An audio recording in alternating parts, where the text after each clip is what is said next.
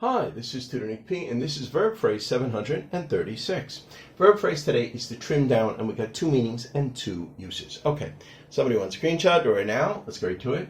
Here's the first one: to make something smaller, lighter, or less excessive. It basically means to cut back or reduce.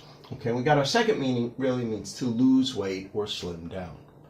Okay, the term dates back to the 14th century and originally was used for the literal meaning of cutting or pruning, as like cutting trees or bushes or things like that.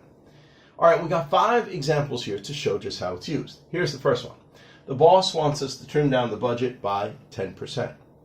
Number 2, the company wants to trim down the workforce by downsizing 20%. Number 3, the editor wants you to trim down this story to 500 words or less. Number 4, he went on a diet and trimmed down his waistline. Number 5, the gardener will trim down any overgrown bushes. Anyway, I hope you got it. Hope it's clear. Hope it was very informative. Thank you for your time. Bye-bye.